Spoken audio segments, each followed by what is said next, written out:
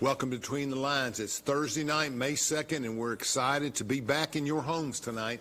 Let me say this. We are on our 101st show, and we're going to follow up what we did on our 100th a little bit more. Got a lot of people feedback saying, let's talk some more about those issues with Sabra. So we're doing that. Big schedule in May. Next week, we have on Sean Williams, who is the president of Protective Services and one of the most knowledgeable people worldwide. He's going to come talk about Iraq and the case for Iraq and why it's so important that and among Republicans, 75% aren't for funding Iraq. Among Democrats, 80% are. So it's a good balance, a good thing to talk about. And he's probably, when you say one of the most expert people in the world on those issues. And Congressman Fleischman, for instance, is on the Committee for Foreign Acts or Foreign Affairs, and he basically is a big supporter, but he's got the intel to be.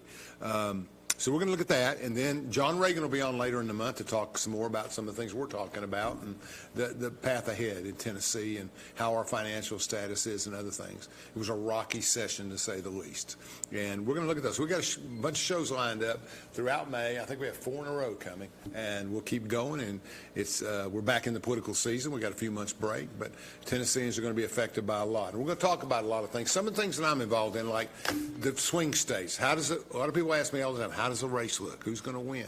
Well, obviously nobody knows for sure, but there are 7 states that strategists are concerned about it, and we'll review some of those and talk about that. Welcome back, Sabra. Thank you. Sabra's back to talk about different things going on in the state, and we're going to talk about the legislature. We're going to talk about the presidential race, and we're going to start out with the presidential race and see what we think. What do you think? And I want to talk about Kennedy a little bit today, but not right now. Okay. In 10 minutes, we'll talk about Kennedy, how he impacts the race. And you're an expert on kind of voter behavior and people. You monitor, you do a lot of research. In fact, someone paid you a compliment last night about how much you research things. So we're going to talk a little bit about Kennedy. And is Kennedy a logical landing place for some people because they just are tired, and everything else? We'll come back to that right now. How do you think Donald Trump is doing? How do you think Joe Biden's doing? Well, I think right now Donald Trump is tied up in this court hearing. I don't understand it. I think all Americans should be worried about it. I mean, if it can happen to him, how can you have a conspiracy when they haven't brought any other people in, and it's a conspiracy against himself? So it's a hush money trial, though. Who did he pay? I haven't kept up. Well, it's the Stormy Daniels and all that stuff, and back and forth. It depends on what side you listen to. Did he know that he was paying things like that? And I guess are they trying to say that the hush money through different people added up to a conspiracy? Yes. Oh, I didn't realize. I thought it was a single person. Yes, and his financial guy was the one handling everything, and they brought him on trial. So I think for the American people, depending upon what side you're on, I think everybody should be scared about it. If it can happen to him, it can happen to all of us. And the judicial system has to be fair and impartial. If it's not going to be, then none of us have a fair shot at anything like that. Mm-hmm. So I think this is wasting resources. I don't think this would ever be happening in Tennessee. No. We'll talk about it being in these liberal states to where it's popular to do something like that there. Well, is this in New York, right? Yeah. Okay. So I really don't know where it's going to go. I mean, it's kind of odd. This is a weird presidential election. We're not seeing all the advertisement. We're not getting all the mailers. It's just a very odd presidential year because usually we're being flooded with just constant commercials and mailers. It's a little early. Well, I don't know. I think. But Tennessee, the way people don't understand, Tennessee's a foregone conclusion. Trump's going to win Tennessee. Absolutely. So there's no reason to waste money here. So, and that's for the Democrats and the Republicans. I'm going to talk about the 7 swing states in a minute, but basically, I think you're going to see less and less activity like that as they pour their money into the 7 swing states. Actually, go to 16 if you want to talk about long-term chances. Mm-hmm. We see a lot of money going there, I think. But I just think I was around in 16 and 20. I polled. I had some activities. I just don't feel any energy. I don't think people are that excited. Well, I don't think so either. And I mean, either way. I mean, this is something I said last week on the show. We got 2 old white men. I mean, I hate to put that out there, but they're both over 70, and it's just 75, both over 75. Yeah, I mean, big it's difference. just Big difference. where are people energized? And you have to figure out where your energy comes from. How important is the vice president pick for Trump? I think he needs a woman. Oh, I think it's very important. And I mean, for me, I've said this to you probably 100 times. I'm a big fan of Kristi Noem up in South Dakota. I really like her a lot. Not much equity, a lot of energy. I know, but a lot of energy, I mean, if you're going to pick a woman, I think that she needs to be on the list. I think you have to do that. Arizona's a swing state. Do we gain anything putting Lake on the list? For me, you've already got Trump that's out here, picking up the fight, telling, he's not politically correct. He said that 1,000 times. Do we need to people that are not politically correct? Well, I respect that about Donald. That's why I'm for Donald Trump. I feel like it has to be a healthy balance. It's okay to come at somebody and be aggressive when you're through thoughts, but do you want both people being aggressive with their thoughts coming at you? You got to have somebody that's a little more balanced that can relate to those people that are in the middle. But you're more of a issues cognitive type person, and you know me. I just don't believe they matter anymore outside the major issues. I think people are comfortable with you or they're not. Mm-hmm. Donald Trump makes people comfortable because he doesn't care. He will tell you the truth. He will go after people. But he also makes a lot of people uncomfortable. That's true. I mean, when you look at the numbers, there is a lot of women out here that they're not going to vote for Trump. And we're talking about moderate Republican women. They're just not. Mean tweets, whatever it may be. Well, you could argue. Now, I can argue that he won the race and it took stolen from him. But let's just say the vote, whatever it was, whatever happened, suburban women cost him a lot of votes in a lot of states. Yes, I think. But you can't have everybody. Those people are not used to that kind of behavior, that kind of talk, and it kind of offends them a little bit. I'm not. It doesn't offend me. I mean, I'm one of those, I say, probably 10 times worse than what Donald Trump's ever said, so I just don't get offended. I concur. Yes. So I just don't get offended by that, and I like the truth. I tell you all the time, and doing this in politics, I come right out and I tell you, Alan, that person is full of it. Don't ask me to support that person. Yeah. I don't want no part of it. And then I'll also tell you, I got a good feeling about that person. So, But in the words of Pontius Pilate, what is truth? I get that. But I think people, they want to hear the truth. And I think for so long, politicians have just told people what they want to hear, just for a pander for the vote. And then it comes out no promises. So. And I use that analogy because he was a politician. Yeah, well, being a fair assessment of Donald Trump, I think that he did do a lot of good things for the American people.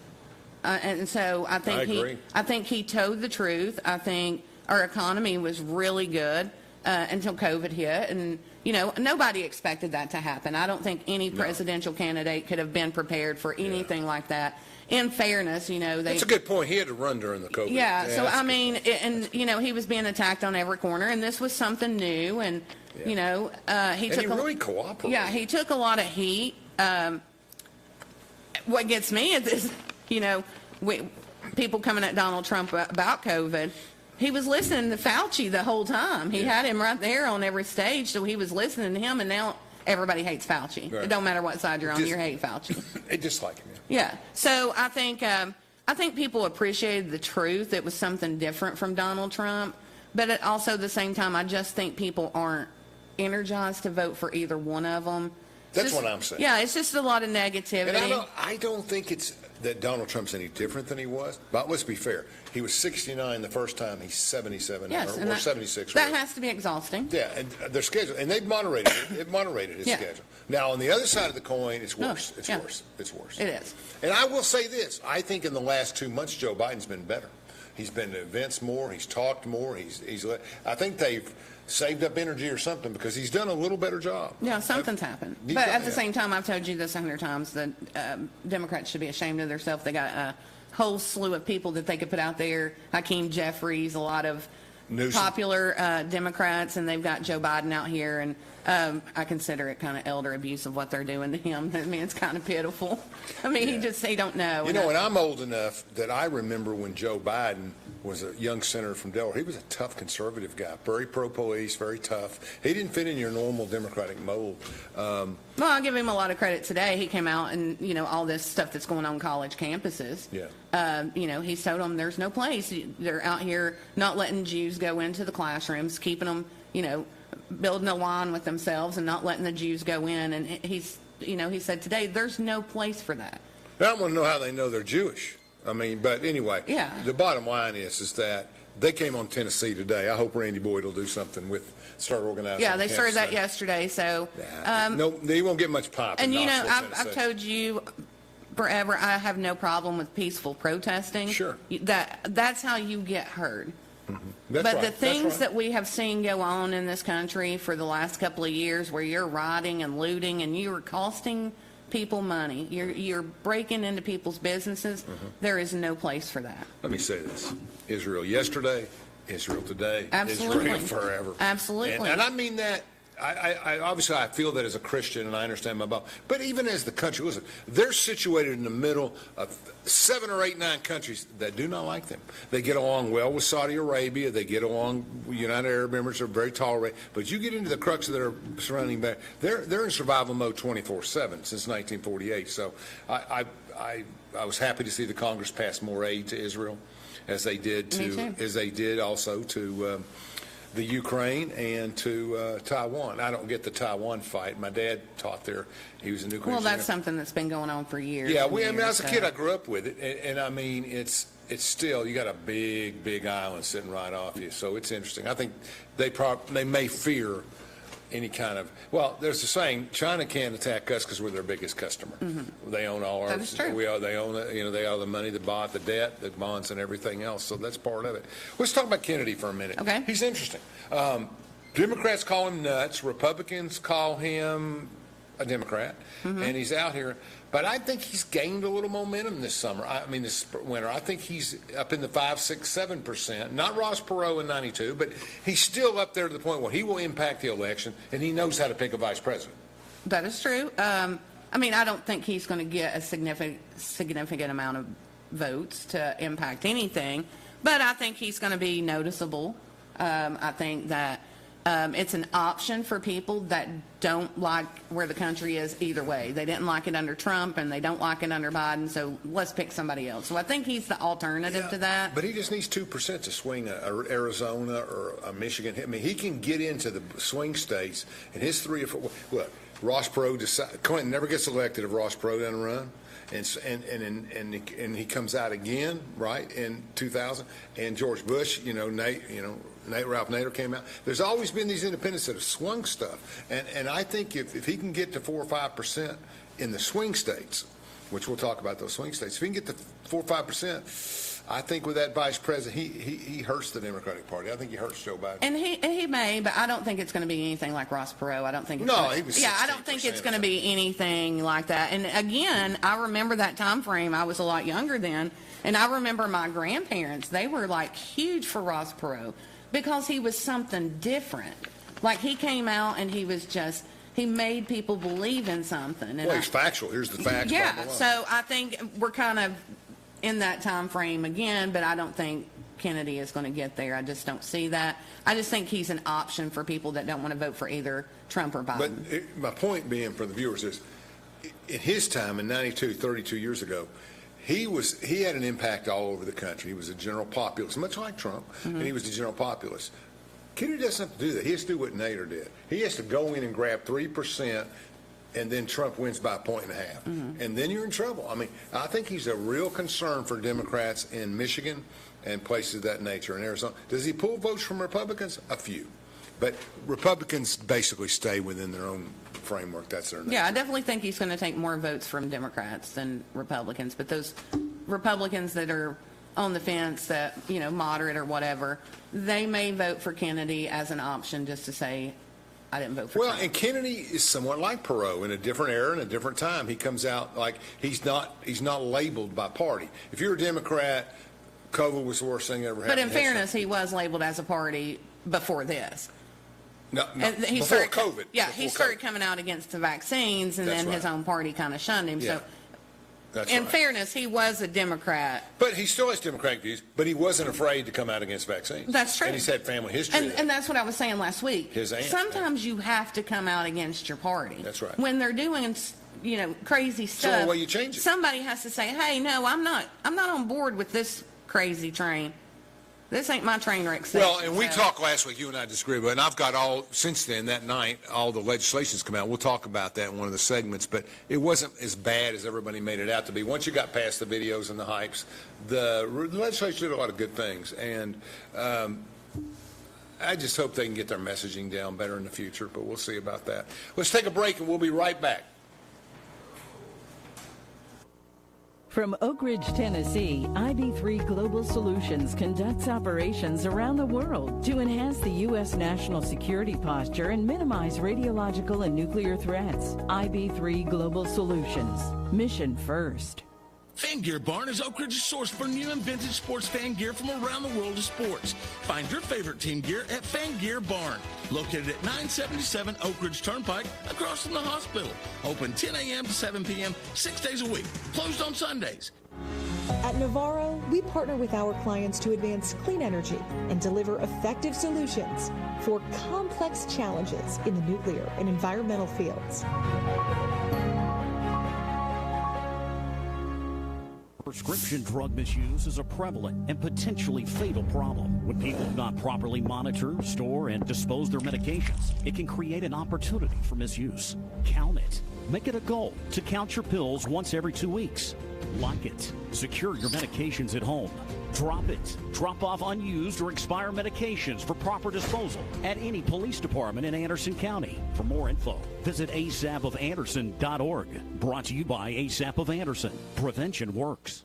Get ready for the 19th annual Clinch River Spring Antique Festival, presented by historic downtown Clinton. Join us on May 3rd from 12 p.m. to 6 p.m. and May 4th from 9 a.m. to 5 p.m. on Market and Main Street in Clinton. Experience 2 days of fun with antiques, artisans, live music, delicious food, exciting demonstrations, and much more. Rain or shine, it's a can't-miss event for the whole family. Visit historicdowntownclinton.org. The 19th annual Clinch River Spring Antique Festival. See you there.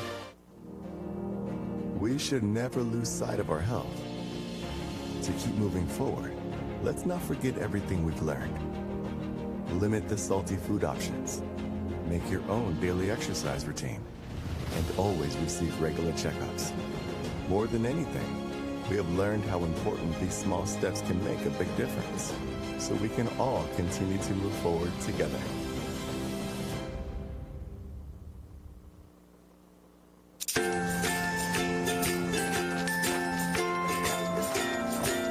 All right, crew, let's get started. All right.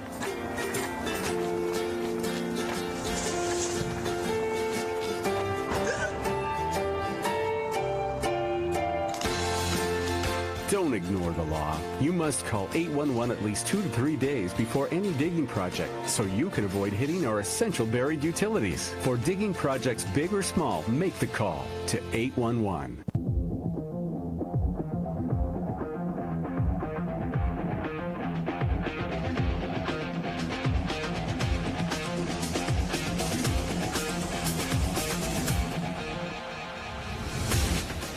Thank you. This is Between the Lines as we return to talk more about federal issues, federal elections, state and state elections here before we start bringing on candidates through the summer. We got a lot going on. Let's talk about the swing states. There's 7 swing states that have been identified. Mm-hmm. You follow TikTok, Facebook, and all that stuff religiously, mm-hmm. right? Yeah. Okay. What do you know about Arizona? Arizona's an interesting state. Remember last time they had voter problems? Yeah. They did. And Carrie Lake's out there, right? Yes. And she's controversial. Yes. Why is she controversial? I don't know. I mean, I think I don't want to say that she's controversial. I just want to say that she's more outspoken. Mm-hmm. But sometimes that's not as perceived as well. And I get, same kind of thing called me. Sometimes when you're a little bold in your statements, that's not perceived very well. Is she a Trump supporter? She is a big Trump supporter. Trump endorsed her. I think For Arizona now, I think they've got a bigger issue. At that time, it wasn't, we've got open borders now. Arizona, one of the targets? I know they come through a lot, Texas a lot. So Arizona's part of that. It's extremely bad. Texas is really bad. So I think those two states right there are being overran right now with them coming through and she's an incumbent, bypassing. right? She's not elected. Carrie Lake was not elected She as got governor. beaten last time. Yes. So she's coming back. I think she will run again. Now, there's a lot of controversy around the woman that she ran against that actually got governor. Simi? No, that's a woman in Congress. Kristen? Yeah. So I thought Carrie Lake was running right now. She may be running again. I know there was a lot of controversy with her, the opponent that she ran, and that one won. But, she said she was coming back, so good for her if she does. You know me, I'm all about women running in politics. I think we don't have enough women. She's an attractive woman. She's well-spoken. But I just want to say we want normal women. We don't want cuckoos. Normal women, not cuckoos. Yeah, know the issues. You can't just go out here, and this is my thing, you can't go out here and talk about Trump and say, oh, I support President Trump, and you don't know anything about issues. You don't know anything about the Constitution. You don't know anything. You're just running piggyback off somebody's name.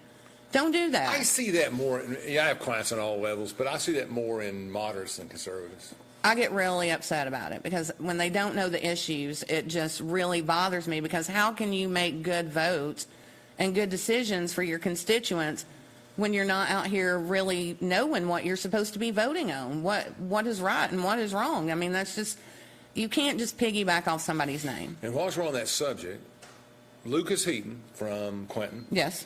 Is won a seat, and he is a Trump delegate at large yes. To Milwaukee. Congratulations. Yes. And he really is vested in stuff. He studies hard. I give him a lot of credit. Young man, Republican. What is he, 19? He's the chairman of the Young Republicans. And, yeah. Very active. Yeah. Very supportive of you and you of him. I think that's a good thing. Okay. So anyway, we have 7 swing states. We have Arizona. Virginia's off the bus. It's blue, guys. It's going blue. Okay. Florida's going red. So we got to look at Michigan, Pennsylvania. We got to look at Arizona. We got some place in Nevada as a swing state. Mm-hmm. We're down to where 10 votes could matter. Yeah. Those are small areas. Pennsylvania is 19. People worry about counting the ballots.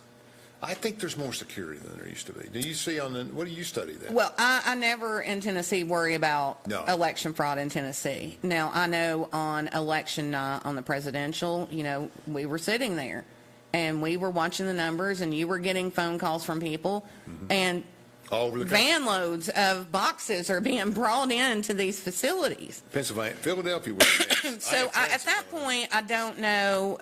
I feel so secure in our elections here. You have to show an ID.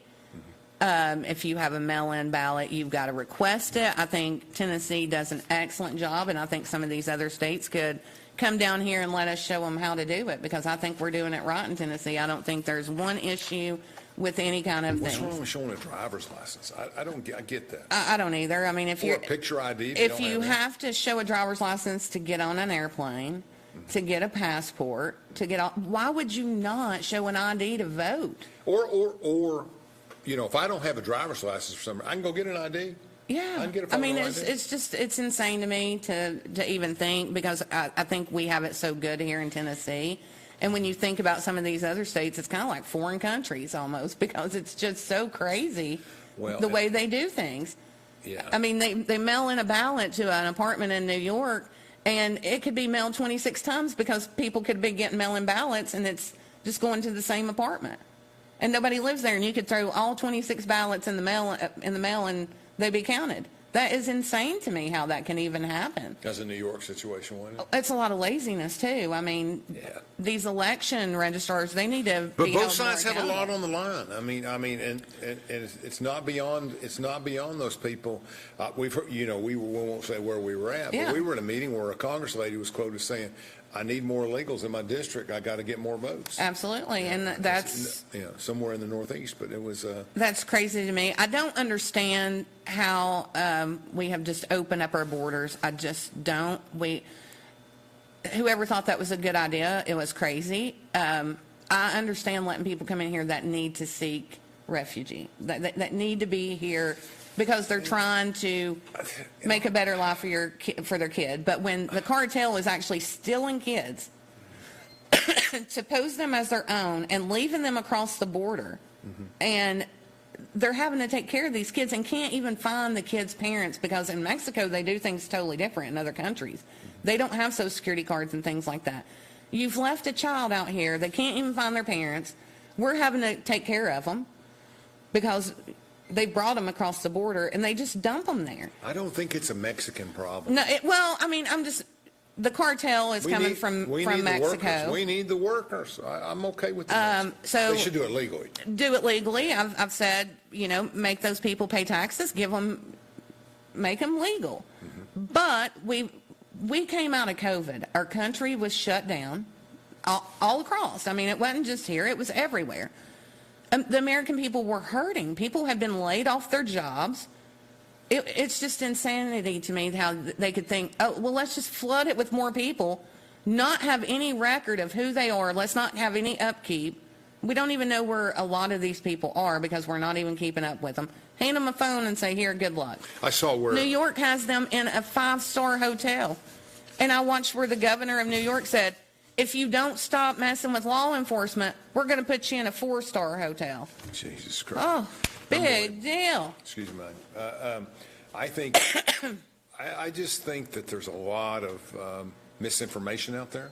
I think there's a lot of, because of social media, a lot of spin both ways. And they do. And I just think that, I think they're scared. I've said for months and years on the show, for a couple weeks, there is a polarized culturing. We have the globalist, woke, whatever you want to call it. And it's not bad. I'm making it a definition of something. It's bad. Well, to you it is, but to half the country it's not. So there's this woke, globalist culture that's bringing new ideas, open to people. I'm presenting their platform, not mine, et cetera, et cetera. On the other side, we've got the traditional American, cowboys, Second Amendment rights, everything. Let's live a normal life. Let's hold on to our faith and our values and everything. And you got these two things that just keep stretching and stretching and stretching. And in order for this side, the globalists to survive, they need more immigration, illegal or any other way. For this side, they need tougher laws and tougher rules. I don't see it getting any less challenging in the months and years ahead. No, I think we're going to continue to be more divided. I think that's the way. I mean, it doesn't matter what news station you put on. It's just all division. And if you, I brought this up to my mom a couple of years ago, and I call her every morning, and she's watching the news, and I'm like, why are you watching the news? It's nothing but bad stuff. They never want to tell you good things that are happening in the world. They only want you to know the bad. They want you to know that we're about to go to war. They want you to know that China has brought a spy balloon over here, and we've let it go halfway across the country without doing anything. They want to keep people in a panic for all kinds of things. So I'm going to tell you what else worries me. Political work in Washington and Nashville, you have all of your elected representatives, but the real work goes on with committee members underneath. Yes. And these committee members tend to be late 20s to late 40s, and they rake in there and they do all this stuff. These people are not leveling out with the same values as people. Not bad or good, but just different values of people. And Washington, D.C. is a very international community in a good way. But I just don't know. I understand what the Tennessee legislature is doing. It's an overstep in a lot of ways, and it's perceived wrong. But they're part of that polarized band, and they're not going to let the globalists take over. My argument is that the two legislators from Memphis Nashville are not globalists. They're just holding on to their communities. This is my thing. You got to be logical in that sense, and we know that they're not going to take over because we have a super majority. So what does it hurt to sit there and let them? Wait a minute. But federal laws supersede state laws. You're talking about the legislature. Tennessee. Yes. I'm saying their emotion, not what they pass, but their emotions are based on the fact that they're having to deal with. I understand that. They watch the same but thing as far as our stuff in Tennessee, we have a super majority. The Democrats down there are not going to get anything passed that the Republicans don't want to. I mean, it's just not going to happen. Sure. So why not just let them sit there and talk? And I've told you this, with me being a Republican, a big Republican, if you let the Democrats talk long enough, you're going to find out what they say. Actually, and I'm not trying to be mean about that, but they're always going to reveal the sneaky stuff behind it. Yeah. So then the American people don't see you as a racist or whatever because you cut their microphone off and won't let them speak. Yeah. Just let them speak. And then half of Tennessee is going to say, well, that was the craziest thing I've ever heard of. Sometimes you can just let them do the work for you, is what I say. You don't have to. You don't have to. That's true on all sides. Yeah, you don't have to continuously just have a war and a fight. Republican legislators did a lot of work for them this year. Yeah. No, it doesn't matter because there's 70% voters are Republican. And I mean, I don't even worry about I think it's a very different time. What we're going through. Whenever I was a kid, I've never seen the things that I see now. I mean, in Congress, that they put money through for Ukraine, and I know Sean's going to come in here and talk about Iraq and Ukraine. Not Iraq, Ukraine. Yeah, well, you said Iraq. Sorry. Yeah. But I apologize. I'm one of those. I meant Israel. That's right. I understand the war with Russia, and I understand this, and I understand how Putin's trying to invade Ukraine. But at the same time, we have sent so much money over there right now. Before this vote, I'm just not for that. That's not my war right now. Why can't we sit at the table and see if we can negotiate something else? Why does it always have to be That's Trump's attitude. Yeah. He wants to bring everybody to the table. And that's what I say. Trump would have called up Putin and said, "Don't you move another step." Well, let me phrase this. Let's take our home, Yeah. okay, and our yard, Yeah. okay. And you go down the street, and we'll take a family down Orkney Road. Mm-hmm. They come into our yard, and they take a third of your front yard, okay. But now let's sue for peace. Let them keep the third, and you take. It doesn't work that way. You're not going to give them 1 inch of your yard, right? No, I'm not going to give them. Okay, and neither is Ukraine. But that's Ukraine. Right. We're the United States of America. Yes. And I can tell you, whenever we gave them money, I guess it was, 2 weeks ago, that budget went through, Yes. that money. Yes. When I seen members of the House holding up Ukraine flags, Right. we are in America. You better hold up American flags. I don't care what side you're on, what you want to do, even Israel. I'm not going to sit and hold their flag up. I stand for them. But we are in America. And America's being torn down right now by whatever you want to say it is. Either side, conservatives and their conspiracy theories, or woke crazy kids. But on these extremes, there's a lot more woke people. Most of the people on the other extreme are moderate, home-owning, good people. The extremes on the right are less than the extremes on the left. Yeah. Not bad or good, Yeah. but just there's not many of them. And that's what I say. We got to New York quit. has more people than Oklahoma. We got to quit being so extreme on everything. Everything can't be extreme. The die is cast. I don't see it. I know. I think we've went so backwards in this country, but just people War, revolution, who knows? stop getting offended. Chad says that the favorite line I say to him all the time is, "Don't get your feelings hurt." Like, I say that all the time. Right. And people just need to stop. Don't get mad because somebody disagrees with you. No one person is going to be the same. No 10 people are going to be the same.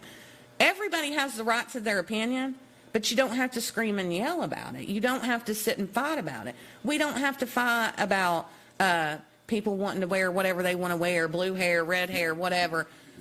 Don't fight about it. Yeah. I mean, I've been one of those, you don't pay my bills. I don't want to pay your bills. I got you, yeah. Well, I mean, you do pay my bills, Yeah, but kinda. I mean, Some. yeah. You pay them too. But, do what you want to do. Whatever you want to do in your house, do it. But why do we have to make it this big, long month of everything? I mean, we got a month for everything in this country now. I agree with that, too. And I think it's just silliness. It's taken off. We're It's not silliness. Americans, we're everything else. We're going to go to break here, and I want to say beforehand, Chad's a peacemaker, and he's been that way ever since first grade when he lost a dodgeball fight. So sadly, a third grade girl hit him with the ball, and he's never been the same since. No confrontation at all. We'll be back. Oh. We should never lose sight of our health. To keep moving forward, let's not forget everything we've learned.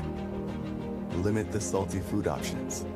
Make your own daily exercise routine. And always receive regular checkups. More than anything, we have learned how important these small steps can make a big difference. So we can all continue to move forward together.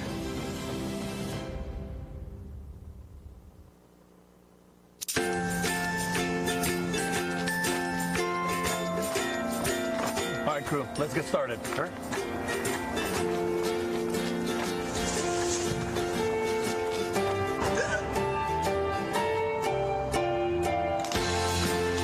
Don't ignore the law. You must call 811 at least 2 to 3 days before any digging project so you can avoid hitting our essential buried utilities. For digging projects big or small, make the call to 811. From Oak Ridge, Tennessee, IB3 Global Solutions conducts operations around the world to enhance the U.S. national security posture and minimize radiological and nuclear threats. IB3 Global Solutions. Mission first. This is my husband, Alex Hussey. Alex is about 2 weeks away from coming home. I was point man in foot patrol, and I stopped on the bomb. Lost the legs and the left hand in an explosion. And he suffered a severe traumatic brain injury. As America's veterans face challenges, DAV is there. There are so many mountains to climb, and we do it together. With the right support, more veterans can reach victories, great and small. Come on, Alex, take on this mountain. That's what this is all about. DAV provides a lifetime of support to veterans of every generation, helping more than 1 million veterans each year. Alex has conquered this mountain. That's something he won't forget. With the right support, there are no limits. Look at that smile! You did it! But there's more to be done, and more victories to be won. This has meant so much. Thank you, DAV. Alex Hussey, thank you for your service. Support more victories for veterans. Go to DAV.org. At Navarro, we partner with our clients to advance clean energy and deliver effective solutions for complex challenges in the nuclear and environmental fields.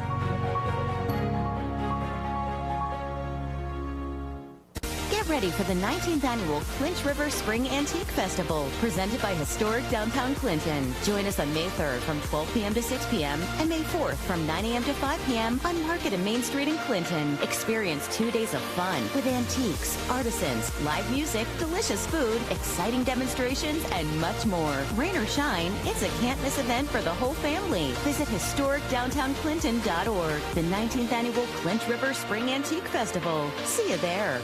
Fan Gear Barn is Oak Ridge's source for new and vintage sports fan gear from around the world of sports. Find your favorite team gear at Fan Gear Barn, located at 977 Oak Ridge Turnpike, across from the hospital.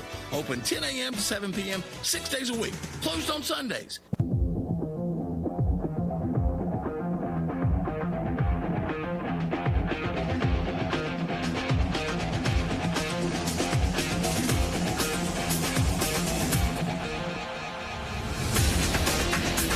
Welcome back to Between the Lines. We're talking about all kinds of policies across the country and in the state. One thing that's been probably a little more controversial a year or two ago, but still very controversial, is the whole transgender, transsexual movement within schools. And remember, bathrooms was a big issue. I never saw anything come in the bathrooms. I've never been in a place where the schools or something where they have unisex type bathrooms. I think Tennessee's rejected all that. Yes, Tennessee put that in, and our schools have to abide by that you have to use the bathroom of your birth, what's on your birth certificate. Thank you, Tennessee legislature. Yes, now, they did do good on that. I get good on that one. All right, tell us what's going on with trans. What is the story behind all this? What are the rules? What are the regulations? Tell us where we're at. Well, I think now, Tennessee had banned the transgender surgeries for minors, so I think that's going to become a lawsuit. I think the Tennessee Attorney General is going to have to deal with that, take it probably all the way to the Supreme Court. Is that even with parental consent? Even with parental consent, they can't have any kind of surgeries altering what their birth is on their birth certificate. So, and I'm not opposed to that. I think if a child identifies whatever you want to, I'm one of those. I'm not going to fault you for it. I'm not going to down you for it. I mean, I've got people that I deal with in my job that are transgender. I don't treat them any other way than, who they are. If they're a good person, I'm going to treat them as a good person. I mean, that's just the way I look at it. But I do not think that children should be modifying anything until their brains aren't fully developed, and they're very confused, and you got hormones, and you got this, and you got that, and I think this day and age, children are very confused anyway. I think, we didn't have social media. We actually had to talk to people and have a communication with people. that these kids don't. Like, their communication is a cell phone. That's how they communicate. Everything. Yeah, so I think life is very difficult for them. So I'm really not opposed to that bill, and I think once you turn 18, if you want to decide that that is the route that you want to take, you pay for it. I don't want to pay for it. There's a lot of things I don't want my tax dollars Say paying that again? That surgery No, I don't want any minors having surgery because I think that their brains are not fully developed Well, you just yet. said just do it, minors and adults. No, I'm talking about us paying for any of it. If it comes back that the Tennessee Attorney General says that the Supreme Court said they have the right to any kind of surgery they want. Right. I got you. So, but I don't want to pay for it. What's the cost of a surgery? Got to be $15,000, $20,000. I would say reconstructive surgery on lots of things would be enormous. Yeah. I just would. Now, some states, they pay for that. I'm sure they do.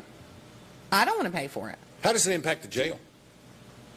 You're a jail expert. How does it impact the jails are going to identify them as what is on their birth certificate. Now, they may have to separate them from other... For behavioral reasons. Yeah, so they don't get assaulted or something like that. Put them in solitary. Yeah, but they have to identify them as what is on their birth certificate. Our jail does a great job of classifying. They do, and we don't have to deal with a lot of it, but it's becoming a more common thing. But at the same time, if that's what you want to do, you do it. Just don't shove it down our throats. Is what I'm saying. Just do what you want to do. Don't ask me to pay for it. Don't ask me to be on board with it. Don't ask me to say that I think that a child should have reconstructive surgery on... It's disgusting to me. Yeah, I just feel 16, 17, maybe, but I don't even think that. We had a neighbor, no names, no problem. We had a neighbor, remember? 11 or 12 years old, started dressing girls and everything, wanted to reconstruct her and did a lot of that stuff. But my understanding is, in the end, turned out to be a boy and went on about his business when he got older. And that's what I'm saying. I think there's a lot of confusion. I think there's so many social media groups that kind of hype that up, and I've read that about a lot of kids that are now adults, and they had went through that transition, took the hormones and took the testosterone, and then realized in life that was not what they needed to do, and now they've had a lot of downsides. Emotional depression. Yeah, from it. But one of them had an interesting comment, and she said, I was so outcasted in school and so depressed that I went to these sites and they just embraced me. And whenever I came out to them, they embraced me, and I felt so loved and overjoyed. So I think that's a lot of it, because it seems to be a hot topic right now, and people are popular on that. I'm one of those, don't let people alter you. I've never done that. I'm one of those, I don't care if people like me or not. You know that. And you either do or you don't. And you shouldn't be wanting just self-gratification from people all the time. And just be you. Be happy with yourself. So I'm not for that. I'm not for paying for abortions. I understand abortion in some certain circumstances. I'm not completely crazy on that, but I'm big pro-life. But I feel like there is some things that could hurt the mother's life or things like that that they may need to do that. Always growing up for me, it was rape, incest, and the mother's life. Yeah, so all those were. And I think Tennessee's kind of pushed that a little bit too hard, because some of these women needed medical surgeries. DNCs. Yeah, and couldn't get it. And you've actually got a woman that's running for representative. She actually had that issue, so she's running. I can't remember what city she's from, what county she's from in Tennessee, but that's our big issue. Well, you've had gynecologists come to commission and other places saying, look. Dr. Peters, yes. I wasn't going to use the name, but I'm pro-life. I'm for this, I'm for that, but you've got to give us some leeway in here. Yeah. And he was exactly right. And they have altered it some. They have listened to some of the doctors and kind of altered it. Senator Briggs, he's a doctor, and he's kind of, brought them down a path of where they have to start understanding certain medical needs. But you see what's going on, in my opinion, is you're telling teachers what books to read. You're telling doctors when and when they can do certain things, and it's just getting a little bit of an overreach in every area. Yeah, these people have degrees. It's their profession. That's right. They're the professional. Yeah, I agree with limiting it, but I don't agree. Me as a county commissioner, I'm not the professional. I'm just elected by the people to listen to the people and vote the way they want me to vote. Now, I have my morals and my values, but you've got to listen to the professional people. You've got to listen to your teachers, your doctors, your construction workers, the store workers. You got to listen to everybody in the profession that they know, because we don't know everything. We're not in those worlds. That's right. And I think you got to be respectful of those things to say, hey, you went to college, you're a teacher, I'm going to let you teach. Mm-hmm. I mean, have a day where you go to the schools and, you've got Cameron Sexton and Bill Lee, a year ago, they come through on their big bus tour. I remember that. Go to the freaking schools and talk to your teachers and see what they want. Yeah. Instead of doing your bus tours to Buc-ee's. That was a campaign issue. It don't matter. Do the right thing. It don't matter. Do the right thing. If you want to certain things and you can't. Okay, I'm with you. I'm with you on that. Now you're gonna cut me off because you don't like what I'm saying. But no, I thought you were through. No, I'm just saying that you've got to go out here and you've got to talk to the people that are doing these jobs. Don't just say, oh, nope, there's no wiggle room. This is it. This is how it's going to be. I agree with that. Because there always has to be some kind of wiggle room. And that's why your legislature's supposed to be, because they get to go to those schools, right? Yeah. I got clients who are in schools yesterday. But the question comes down to, they got to check off with the governor and make it done. But and I know, and I'm in this side of the business, a lot of horse trading going on up there. Yeah. A lot of horse trading. Yes. I mean, I'll vote on this bill if you'll vote on this. And I'm sitting over here in county commission, we can't even talk about stuff. Until we get in the room. Before we take our last break, explain to people.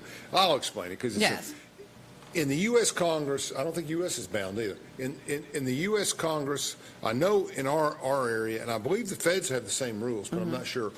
You've heard the Sunshine Law. You can't meet in secret and make decisions pending for citizens, especially funding decisions, without the public having access to the meeting and getting in. That's not true in state government. In state government, there is no sunshine law. They can meet and do what they want to do. It's kind of weird. It's kind of like term limits. They want to enforce them on other people, but they don't. Oh, let's go ahead and get on term limits. Thank you for that. Okay. That's the one thing that drives me insane. I ain't going to throw them out here, but we got our little PAC group that likes to send out their flyers with a lot of these representatives on it. You can put them on there. It's okay. You can put them on there. And, they do it in all the districts. That's right. And it says, this person stands with congressional term limits. For federal officials. Yes. Are you kidding me? They don't imply themselves. They don't imply themselves. I mean, I'll throw it out here. I've got a representative that's been down in Nashville longer than I've been alive, and I'm almost 44 years old, so that tells you something. If you're going to be for term limits, don't be hypocritical. Say, I'm going to the House. I'm done. I believe in term limits. Now, I do not believe in term limits. I believe that your constituents, if they like you, they will continue to vote you in. Now, everybody says, well, money's involved in this, that, and the other. Well, you continue to vote for them, too. If you believe in term limits, why do you keep voting for these people over and over again? My expertise is in campaigning, and my expertise is in issues in public relations. Let me say this. I don't care how much money you have. Nothing stops you from putting on a pair of slacks and a dress shirt and knocking on every door in your district. Absolutely. Do you want to do the work? Money's a big deal. I mean, I take money, I do mail, I do other, but door knocking's hard to stop. If you knock on everybody's door, grassroots campaign. They can't do that in a governor's race, probably not in a state senate race, but House districts, school boards, city councils, mayor's races, you can knock on every door. And I think we've seen a turnaround from that because when, with us running campaigns, mail and text and things like that were the thing to do. People didn't want to be bothered. Since COVID, I have seen a rise in people wanting people to knock on their door and actually carry on a conversation and ask for their vote. I mean, we've had 2 races so far that both of them did that, and they won overwhelmingly because they were out here and people were just so glad to see them. I think it's been a huge turnaround of grassroots campaigns, but don't go out here and say that you're for term limits and then pull a petition and run again. I do not like that. I put it on the record. I'm not for term limits. I think when the people get tired of you, and we've seen it, when they get tired of you, they will vote you out. And I just don't like that. I think it's very hypocritical when you throw that out there and say, I'm for term limits, but then you keep pulling a petition and running. I don't like that. Well said. Last break. Let's go, Chandler. From Oak Ridge, Tennessee, IB3 Global Solutions conducts operations around the world to enhance the U.S. national security posture and minimize radiological and nuclear threats. IB3 Global Solutions. Mission first. Fan Gear Barn is Oak Ridge's source for new and vintage sports fan gear from around the world of sports. Find your favorite team gear at Fan Gear Barn, located at 977 Oak Ridge Turnpike, across from the hospital. Open 10 a.m. to 7 p.m., 6 days a week. Closed on Sundays. At Navarro, we partner with our clients to advance clean energy and deliver effective solutions for complex challenges in the nuclear and environmental fields. Prescription drug misuse is a prevalent and potentially fatal problem. When people do not properly monitor, store, and dispose their medications, it can create an opportunity for misuse. Count it. Make it a goal to count your pills once every 2 weeks. Like it. Secure your medications at home. Drop it. Drop off unused or expired medications for proper disposal at any police department in Anderson County. For more info, visit asapofanderson.org. Brought to you by ASAP of Anderson. Prevention works. Get ready for the 19th annual Clinch River Spring Antique Festival, presented by historic downtown Clinton. Join us on May 3rd from 12 p.m. to 6 p.m. and May 4th from 9 a.m. to 5 p.m. on Market and Main Street in Clinton. Experience 2 days of fun with antiques, artisans, live music, delicious food, exciting demonstrations, and much more. Rain or shine, it's a can't-miss event for the whole family. Visit historicdowntownclinton.org. The 19th annual Clinch River Spring Antique Festival. See you there. We should never lose sight of our health. To keep moving forward, let's not forget everything we've learned. Limit the salty food options. Make your own daily exercise routine. And always receive regular checkups. More than anything, we have learned how important these small steps can make a big difference. So we can all continue to move forward together.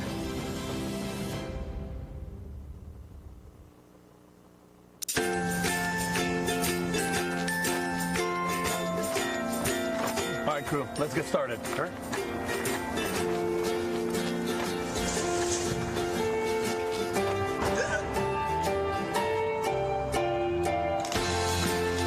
Don't ignore the law. You must call 811 at least 2 to 3 days before any digging project so you can avoid hitting our essential buried utilities. For digging projects big or small, make the call to 811.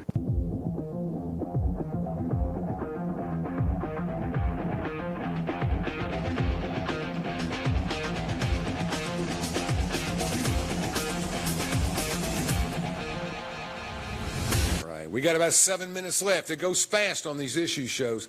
And I'm talking with Sabra Beauchamp about a number of issues facing the state and federal government. Does a lot of research, 4 or 5 hours a day. It's like a second job for her. We third job. Praise. Sorry. That's correct. I forgot about commission. We have, let me see how I want to put this exactly. We have a lot of issues that impact us on every level. One of those is health care. I want to give credit to the state legislature for passing some expansion for disability people in several areas, and access to 10 care of your employee, access to other issues. That's something that was needed. Also, they get a bad rap for being pro-gun, which is a good thing to me, but overdoing it. And they passed a law saying if you're under 25 and you have committed any kind of violent attack, you can't own a handgun until you're 25 years old. You could be prohibited, which is a good law. I think there's a lot of good laws in here, and got more money for state educators in different capacities, and they did a lot of good. The cost of health care, you've had long-term COVID. I have. You have been hit by it. But as a general rule for people in all ages, what are you seeing on health care costs? You read a lot about that. I think it's a lot right now. I mean, during COVID, if you need a COVID test, you could go get one free of cost. If you needed to be hospitalized, it was free of cost. Now we've went past that mark. So if you go in the hospital now because of COVID, you're responsible for it.